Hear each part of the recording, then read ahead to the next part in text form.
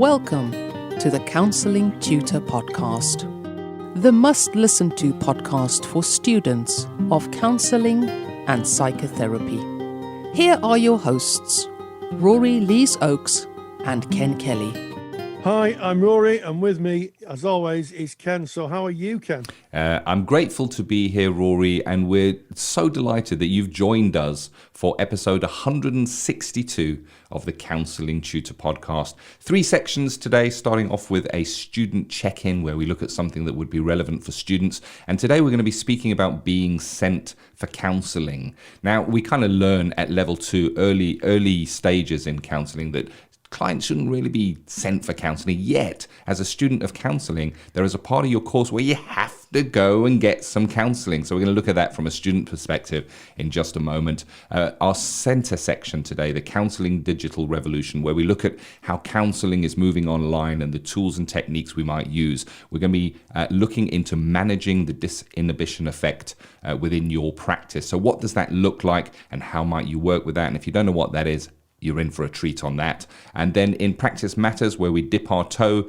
into that our qualified practitioners might come across in practice, we're looking at how we might work with clients who are on certain kinds of medication. But let's kick off with our student check-in, being sent for counselling from a student's perspective, and maybe feeling, Rory, that you don't know if you've got anything to take to counselling, but the course says you've got to go. What do we do?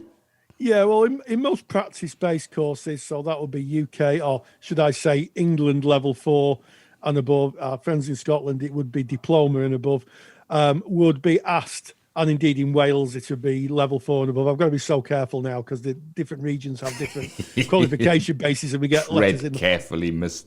Tread Lees-Oakes. carefully here. We get letters in the post bag. But if you're on a practice-based course, see what I did there? If you're on a practice-based course, almost certainly you'll be asked to have your own personal therapy. And right from level 2, of course, the teaching is you cannot send someone for therapy. And then when you get into your practice-based years, your tutor says you've got to have your own personal therapy. And rightly so, students say, well, hang on a second. We've been told for the last 2.5 years that you can't be sent for therapy, and you're doing exactly that. It feels, at the very least, a little bit incongruent. And I would say that I would agree, to be honest. I would agree that it does feel incongruent if it's framed in a you must go for therapy way. I think it's the way it's framed. If you say to someone you need to go for therapy, the immediate thought is either, I must have something wrong with me, or I don't really want to go. So you get resistance.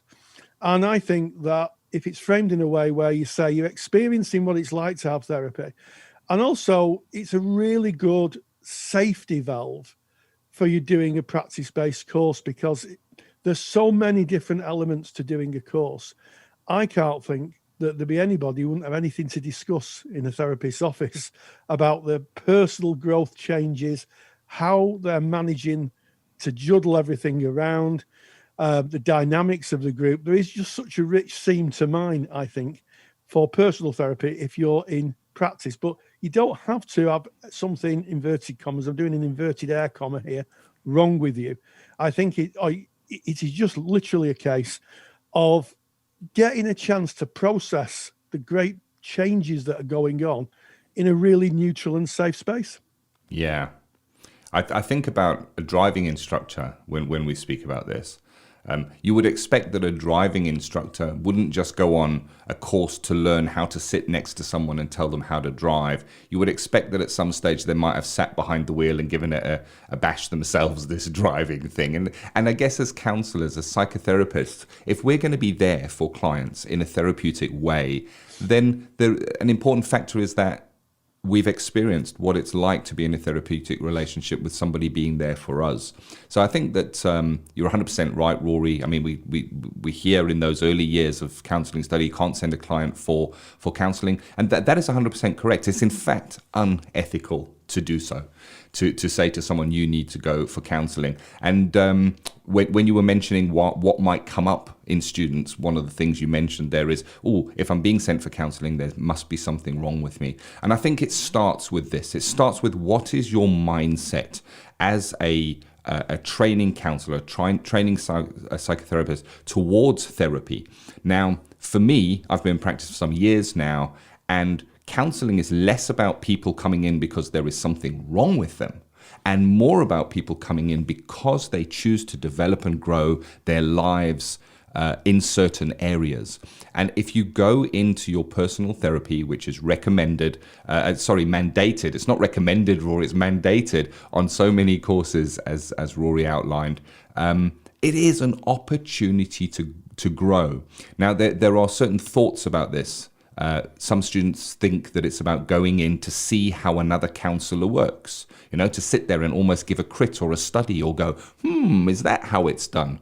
And I would advise, when you're going into your own therapy, to put that aside and go in without any expectations, without any kind of judging or linking what you're seeing how you see the therapist practice to your course, and more about, how am I feeling as a client in this? How am I growing? How am I benefiting within that relationship? And in terms of when you go for that therapy, there's another one of my thoughts that I shared with my students while lecturing alongside Rory, is you're kind of given the option usually to do it within a two-year window. You start your level 4, which is 2 years, or your practice-based part of your course, which is going to be around 2 years, and you're asked that within those 2 years you should go in and do your personal therapy. And my suggestion is, it's sometimes an idea to wait until you get client-facing, until you're in practice. And the reason for this is, when you're client-facing and you're in practice and you're going to supervision with client presentations, chances are something might come up where a client says something that reminds you of something from your own past, or something that you can relate to. And it is during those practice years, when you're kind of client-facing, that things can come up, and it's really beneficial then to take that to therapy, grow as a person from that. Yeah, and it's a real unique opportunity as well, because you can go and sit in front of someone who's non-judgmental, who can and explain where your life is. I recently had some therapy, and as a lot of therapists do now, they did a scorecard, an assessment. I think it was a core assessment. And my therapist said to me, there doesn't seem to be anything wrong with you. And I said, well, there isn't. I said, I'm here just to explore certain aspects of my life and make sense of them in a safe surrounding. And I had a number of sessions with my therapist, and I thought it was really, really beneficial. It was a place I could go where maybe I couldn't do that in any other arena of my life. And when she did the final assessment at the end, she said, it's not changed. You're still on the higher levels. You're still a happy man. And I said, well, I am. I just wanted a space to explore issues and processes in my life and to try and make sense of them. I wasn't unwell, and I wasn't troubled. I just needed to get some clarity. And I thought the whole process was incredibly useful. And I'd like to thank the poster on our Facebook page who posed this question about being, inverted commas, sent for therapy. And if you don't know our Facebook pages, if you go to Facebook, type in Counselling Tutor, you'll find us. We're a closed group. Just knock on the door. And of course, we're going to let you in, and you'll meet thousands of like-minded students. We've got practitioners, we've got supervisors, we've got a smattering of tutors in there, all interested in the world of counselling and psychotherapy. But I do think that own personal therapy is a unique opportunity. And here's what I know from 10 years of teaching at practice level, Ken, is that students always used to say, I've got nothing to take. And when they get there, they find they've got a whole lot of stuff that just unpacks. Yeah, it reminds me of the personal development exercise called Johari's window. We only know what we know. Some of that's going on for us is unseen to us. And by going into therapy, we get the gift of that maybe coming into view. So I agree with you wholeheartedly there, Rory. And, it depends on what kind of course you're on as well. Because if you're doing a transactional analysis course, well, it's a whole different level. You're going to be in therapy not just during your studies, but throughout your your professional practice. And I think there's merit to that as well. You just mentioned, Roy, I mean, you've been in practice for many, many years now. I've been in practice for many years now, and I've dipped into therapy a number of times during that time when I recognize something comes up for me in my life. Rather than wrestling with that and fighting off those demons, now I'm doing the inverted commas as well, Rory. I take it along to therapy because I know therapy is beneficial for me. And just like you say, Rory, it's a professionally held space where you can kind of bring stuff and confidentiality. There's no other aspects of my life, certainly, where I can do that. I can speak to my wife. I can chat to her. But she has a vested interest in me, in our relationship. She knows our past. She knows our future plans. So she can't be unbiased in that, whereas a therapist can. And I've definitely found that really useful. And as said, there are certain modalities where you are expected to be in continuous therapy to grow and help better help, I guess, your clients. Yeah, absolutely. I think in TA and it's 60 hours, and I think if you're doing a psychoanalytical dynamic course, if you're studying Jungian psychoanalytical psychology. I heard on the radio the other day that someone was in therapy twice a week for 10 years. Yep. So, it can vary. But yeah, it is an interesting thing, but I think it's really useful. And if you are listening to this, you're thinking, that's me, I'm that person who's being asked to go, go with an open mind and an open heart. And you may find that the process of it unlocks processes within you that you can really get a good sense about and understand about. We all carry bits from our past. It's part of being human, and sometimes just having that really lovely space, as happened with my therapist, just to unpack and just to look at aspects and as you say, Ken, not have someone with a vested interest, just someone neutral, just to kind of reflect to you and maybe a little challenge you a little bit. I think is great. I found the whole experience really, really fulfilling.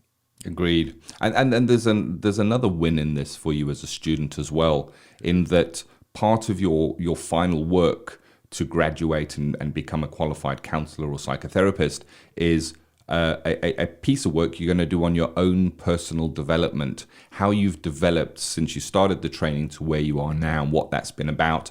And going for your own personal therapy is a rich seam for that. So it kind of, if you journal well during your therapy sessions, it kind of your personal development assignment kind of writes itself. So it's assignment help by going for your personal therapy. Hopefully that has kind of cleared something up on that and answered the question, but it remains a topic of discussion. I mean, I know, Rory, that some students have reported that they go for their own personal therapy and find it really disappointing. And I think that this is a conversation we need to continuously have. Great place to do that is, as Rory said, our Facebook page. Jump on Facebook, Counselling Tutor, get in that group and join these conversations. The topics of this podcast certainly come from there. And that is our student check-in. I could not leave student check-in without saying to our students, if you were on a formal training course, specifically in the UK, we do have a bank of resources mapped to the UK awarding body's criteria to help you out. Recorded lectures that you can revisit on the very topics that you cover on your course. And if you're interested in finding more about that, that's our paid for service called Counselling Study Resource, or CSR. You just go to counsellingtutor.com and all the information is there. But as we leave the student check-in and we kind of move to what is new, what is happening now, we enter the Counselling Digital Revolution. Digital Counselling Revolution. Now that a lot of therapists are working online, we're being introduced to new theories. There are lots of different theories when you work online, be it on the telephone or across a video platform with clients. And one very interesting work is the work of John Suler, and it's called disinhibition effect. I know we've all heard the term keyboard warrior, where some anonymous person writes horrible things in Facebook or on social media or on newspaper sites. Well, what that actually is disinhibition. It's the idea that because someone isn't known, can't be seen, the normal rules of societal engagement, politeness, if you like, or at least respect for the other person, can slide away a little bit. And this can be quite present in online work, especially in telephone counselling, because there is an anonymity with telephone counselling. If you think about it, you don't know what your client looks like or their circumstances. They don't know you. And it's really interesting that when you work on the phone, it may be that boundaries start to slide in terms of the client's position. Maybe that we've had reports of people meeting a client on the telephone to find they're in bed, or they're in a car driving along with somebody.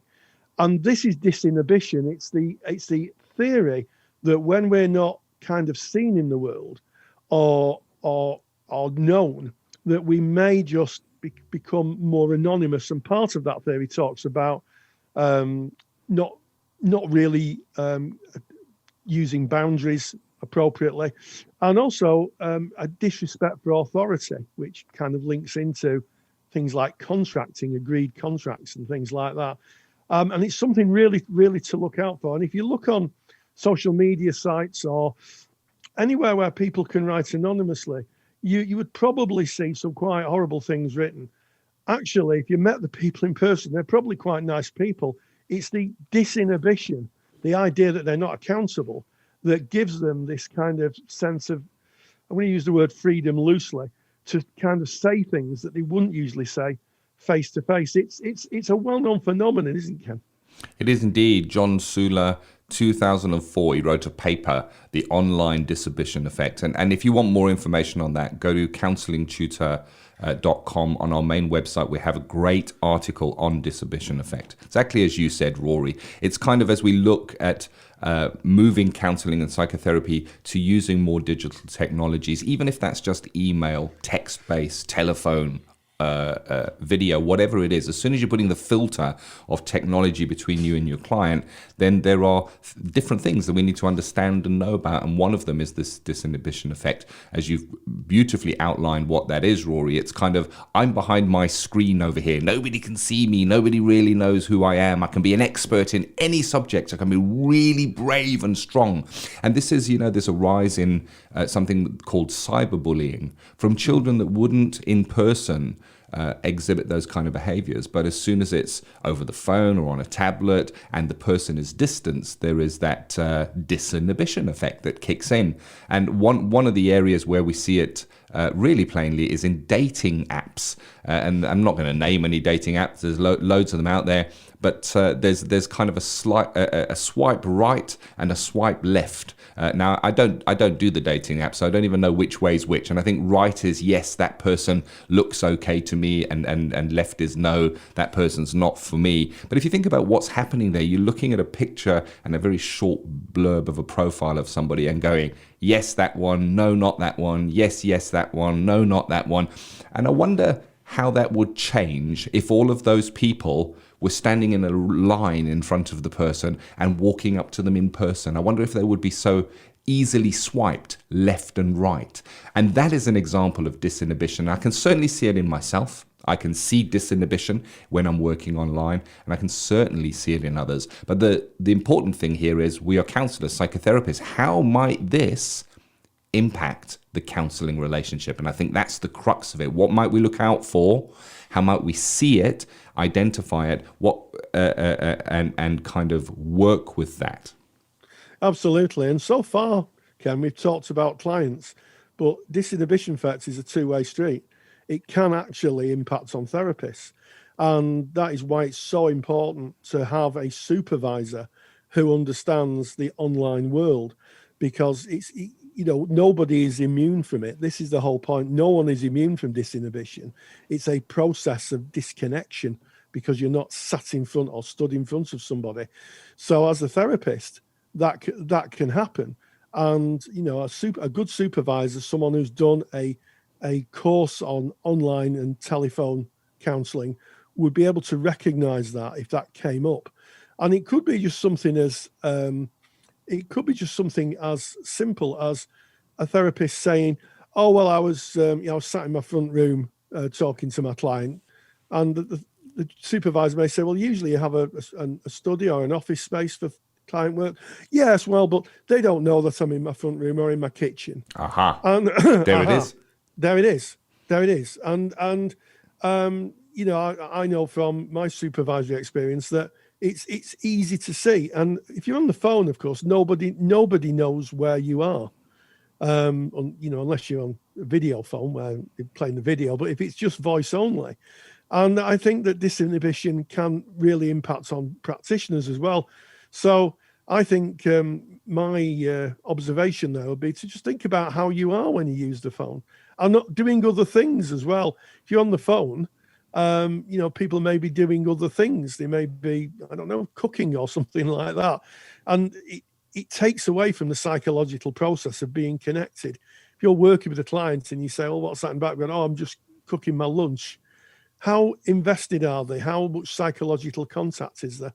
It's a theory, I think, that anybody who works online needs to really understand and process themselves. 100%. I mean, you're speaking about disinhibition from our perspective as a counsellor there, Rory, and you've given a great example of where you might catch yourself or where a supervisor might pick that up. Other areas where you may catch disinhibition in self when working with a client as the counsellor is when you find yourself maybe giving advice or guidance out of the norm that you might do in a face-to-face situation where you're suddenly an expert in something, telling people what to do. And it's easy to slip into it. It's a tricky little trap, is disinhibition. That's why it's about studying it, understanding it, knowing it, and as you say, Rory, being able to take stuff to supervision and working with a supervisor who can spot that from in you as the counsellor. And then when we kind of look at what we might see in clients and how disinhibition can be damaging to our therapeutic relationship. Because of disinhibition, a client may disclose too quickly. So if you think about a face-to-face counselling relationship, generally the client would come in and maybe give some of the narrative, but there is a building of trust throughout the sessions before a client may go, you know what, I've never told anybody this, but, and then maybe bring out some information. And they're doing that within a trusting, held relationship where they know the counsellor, they're feeling that unconditional positive regard. They're not going to be judged. They know that they're being understood empathically, and they therefore maybe feel safe enough to unwrap and bring out this pain that they might have been carrying for some time. Now, when we go online, we can see that happening prematurely, perhaps even in the beginning of the first session, because we're told to get better, we need to get things off our chest, Rory. That's the way you do. You've got to get off your chest that. Oh, you know what you want to do? You want to go and talk to somebody about that. Face to face, the trust needs to build first because we are naturally inhibited. Online, without that inhibition, the disinhibition effect kicks in, and we can find a client delving into that material quickly without them feeling the empathic side of the relationship, feeling that they're not being judged. And it can be quite liberating. Here's the thing, it can be quite liberating for that client that gets online and says all these things, but how do they feel afterwards? And to be able to kind of think about this, think about a time in your life when you were in a situation, you were maybe feeling disinhibited, maybe after a few drinks or in a relaxed state, where you say something, you give out some information of yours that is quite private, that you wouldn't normally give out, and in the moment it feels fine. But the next morning you kind of, I wish I hadn't said, what do they think now? And and that is the result that we do not want for our clients. We don't want them prematurely disclosing without the safety of the relationship and feeling safe to do so. So we watch out for disinhibition, and we kind of try to pace our clients. If they're bringing something out too early in the session, to kind of close them down, recognize that you have something really important to bring, but maybe just kind of distancing slightly from that while you build the relationship. Because you can build trust, you can build a great empathic relationship online, but we got to watch out for the trap, the disinhibition effect. Absolutely. And you make a really good point. I think a lot of people listening to this will recognize the too much too soon situation, maybe in vino veritas, as they used to say, in wine truth. And what it tends to happen with that is that, of course, clients then feel maybe embarrassed or shamed and then don't engage in therapy. They have maybe one session, they release all this information, they feel bad about it, and then they don't continue therapy, which, is up to them ultimately, but may disadvantage them.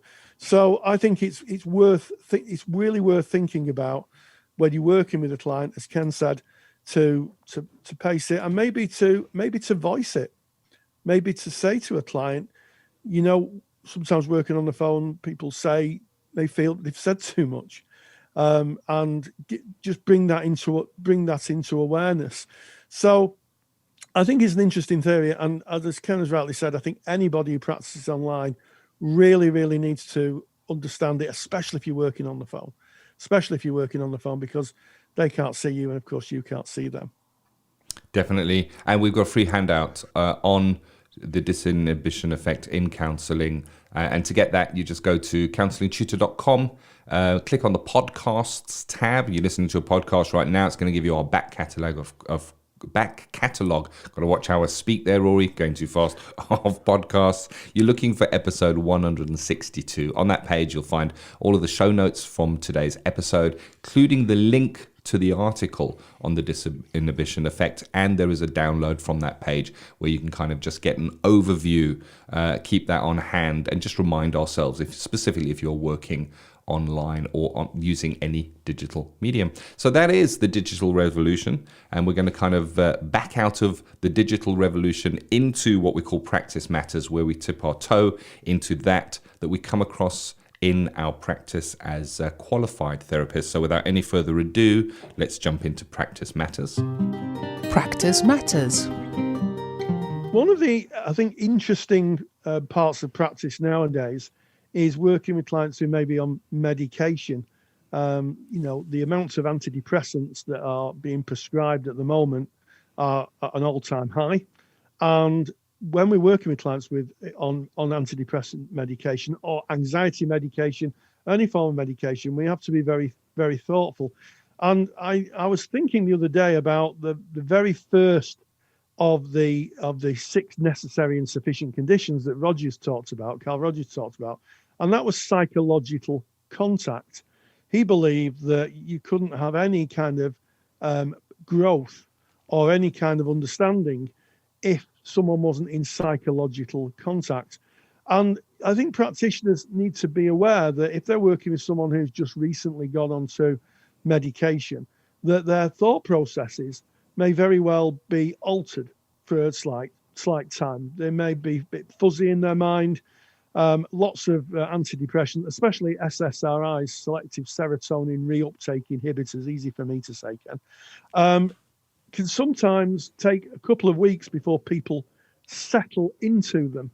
And certainly when using other drugs like diazepam, it's not really prescribed a lot now for anxiety, but it still can do. People can become disconnected. So if someone is on prescribed medication, you really, really need to be thoughtful when working with them.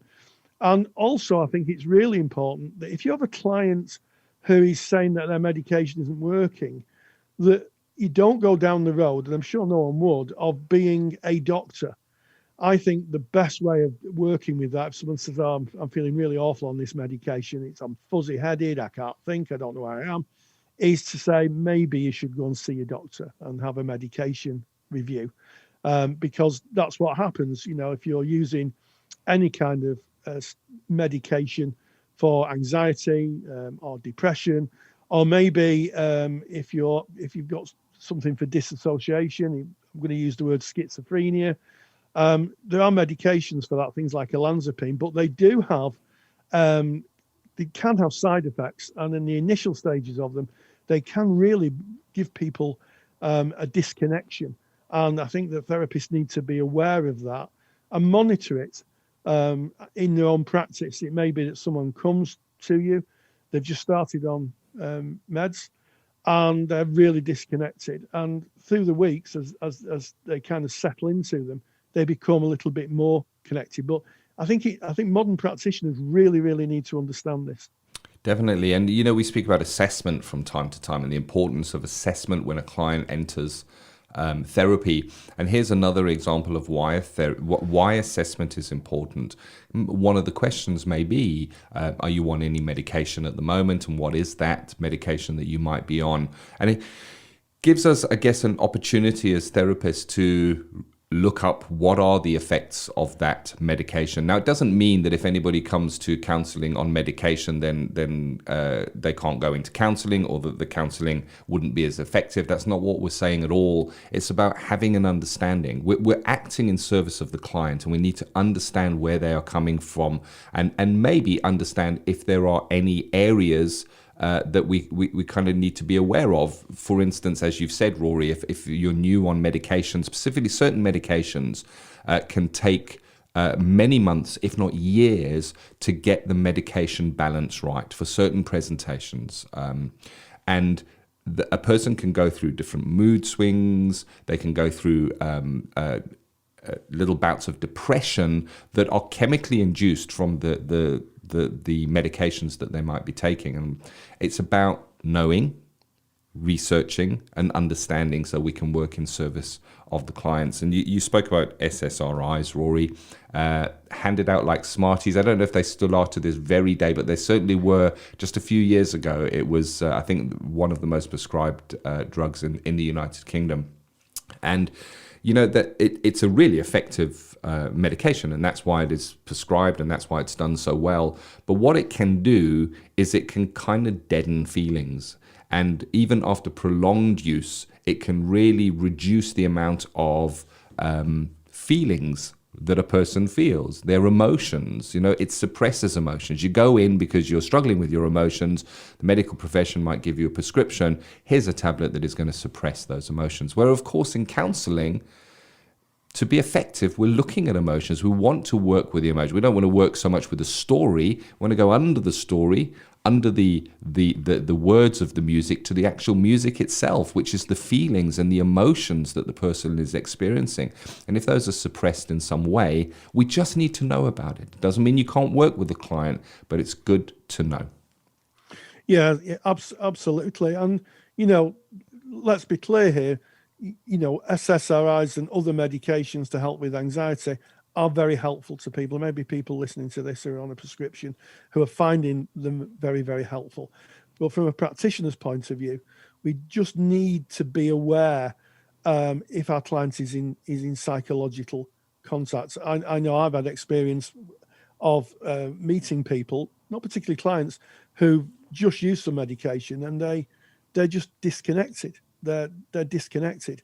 And if you have someone who's disconnected in your therapy room and they're not here, you're not present in an equal and present time, I think you have an ethical decision to make about, can you proceed with therapy? How do you support that client? And I think it's really essential that any practicing therapist has a reasonably good understanding of the different medications that are out there and what they do. And you can find that, you can look on the web, and there's lots of information about different medications and what they're actually doing.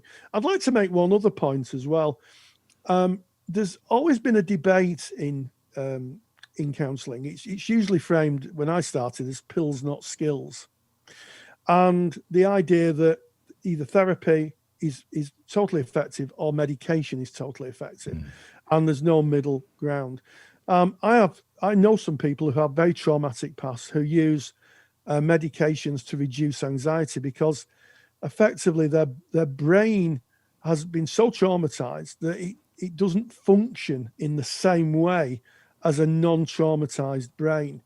And to help them stabilize, they use drugs to help the part of the brain, mainly the amygdala, that little fire alarm that we have in those two little almond-shaped pieces of cells that are fire alarm of the brain, to help regulate it. And I think that if someone comes to you and they are on medication for that, not to think that the counselling is going to take that over, that the counselling will stop them using medication. The facts are, it may be that it's a blended economy. There may be some medication, there may be some therapy, and it may be an ongoing encounter with both of them. And I have come across some therapists who've said, oh, medication, no good at all. All he needs therapy. And I've come across some people who said, you don't need therapy, all he needs medication. Yeah. I think the wise therapist, the thoughtful therapist, is someone who understands that this is very much about the individual client, how they're experiencing the world, how their well-being in the world is, and how that is a blended mix of maybe a little bit of medical model, but using medication and a little bit of counselling. Agreed. And there is research available, specifically with SSRIs. And I think I don't remember the research in detail, so it's worth maybe going on online and kind of looking it up. But I think that the research was done between SSRIs alone, talking therapy alone, and a combination of SSRIs and talking therapies. And if I remember correctly, I think the combination actually came up as a winner there. But I could stand corrected, and you need to go and have a look at that. But there is research available. I think that's what's important. And just to echo what Rory has said, we're not here giving any advice on this. We're not saying you should or you shouldn't. We're saying nothing more than educate yourself, do your CPD that is required, and maybe consider on entry, when a client is entering, during your assessment, you might ask about medications, just to have that understanding to work in service of the client. And of course, if you're interested in CPD, we've got our CPD library. You can get more information on that by going to counsellingtutor.com. It's for qualified practitioners only. And Rory actually did write a pretty comprehensive book on pharmacology, I think it was, Rory. Not as a pharmacologist, though. Just Rory did some research on the different medications, what their names are, what the generic names are of the different medications, and kind of what the effects are. Are they do they lift mood? Do they depress mood? It's quite an interesting book, and that is in our CPD library. Counsellingtutor.com. That's where all that information is available. Well, what an interesting podcast today, if I do say so myself, and I am saying so myself. We talked about being sent for counselling and responded to comments in our Facebook group about students on their journey to become qualified practitioners, and part of that is having their own therapy. We talked about a real and live psychological theory for those of you who are working online and especially on the phone. We talked about the disinhibition effect and a super handout for that.